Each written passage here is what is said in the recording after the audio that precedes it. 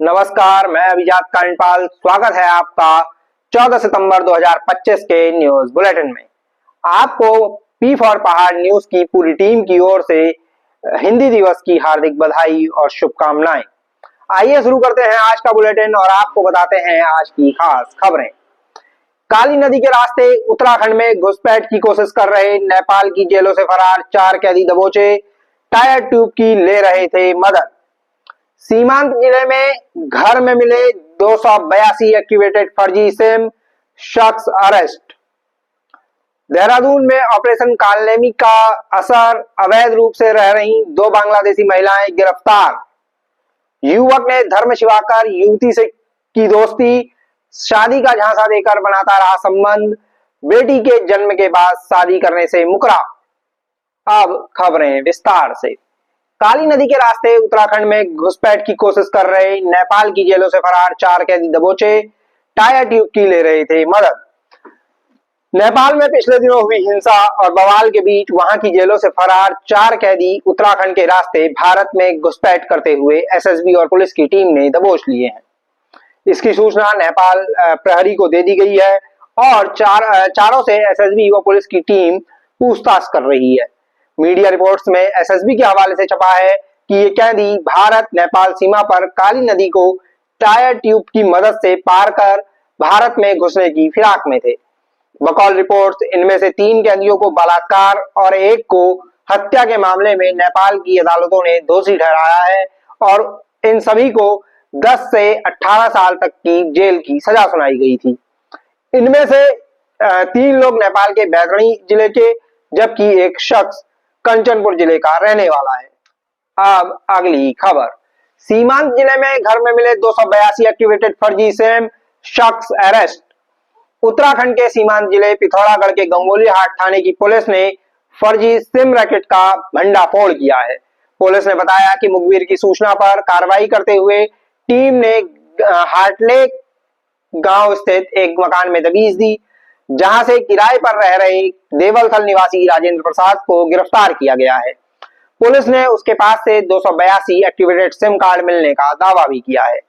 बकौल पुलिस, वह भोले भाले ग्रामीणों को सिम बेचते समय धोखे से एक के बजाय कई सिम कार्ड एक्टिवेट करवाकर अपने पास रख लेता था और बाद में उन्हें ऊंचे दामों पर बेचता था।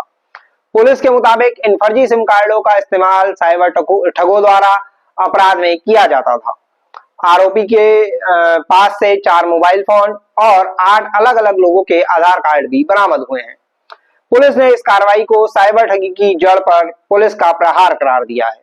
बुलेटिन की अगली खबर देहरादून से है। ऑपरेशन कालनेमी का असर, अवैध रूप से रह रही 2 बांग्लादेशी महिलाएं गिरफ्तार। देहरादून पुलिस ने ऑपरेशन कालनेमी के तहत 2 बांग्लादेशी महिलाओं को गिरफ्तार किया है। दोनों महिलाएं पटेल नगर इलाके में कथित तौर पर अवैध रूप से रह रही थीं। पुलिस के मुताबिक दोनों ने पूछताछ में बताया है कि वे पश्चिम बंगाल बॉर्डर से भारतीय सीमा में अवैध रूप से घुसपैठ कर यहां पहुंची थीं। बकौल पुलिस, दोनों महिलाओं को नियमानुसार बांग्लादेश डिपोर्ट करने की कार्रवाई चल रही है। पुलिस ने बताया कि इससे पहले भी अवैध रूप से रह रहे 5 बांग्लादेशी नागरिकों को ऑपरेशन कालनेमी के तहत गिरफ्तार कर डिपोर्ट किया गया था। वहीं 7 बांग्लादेशी नागरिकों के खिलाफ केस दर्ज कर जेल भी भेजा जा चुका है। अब बुलेटिन की अंतिम खबर।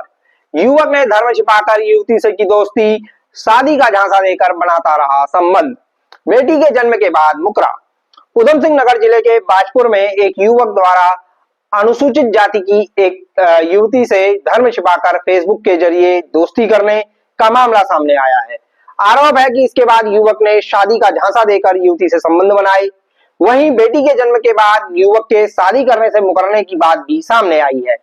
युवती के मुताबिक वह करीब 3 हफ्ते पहले मां बनी है और युवक से शादी की बात करने पर उसने अपनी शादी पहले से ही होने और दूसरे शख्स ने अपने दूसरे धर्म के होने की बात बताई है। मीडिया रिपोर्ट्स की माने तो युवती आरोपी के बहकावे में आकर घर से चली गई थी और कालाडूंगी इलाके में किराए के मकान पर उसके साथ रहने लगी थी। युवती ने बताया कि जब वह मामले को लेकर युवक के घर पहुंची तो युवक के परिजन ने जाति सूचक शब्दों का प्रयोग करते हुए उसके साथ मारपीट की और घर से भगा दिया। इस दौरान युवती के साथ कथित तौर पर गाली गलौज भी की गई है। युवती ने पुलिस को तहरीर सौंपी है और अपनी जान माल की सुरक्षा की मांग की है। पुलिस के मुताबिक मामले की जांच की जा रही है। अब बारी है कल यानी 15 सितंबर के पंचांग की।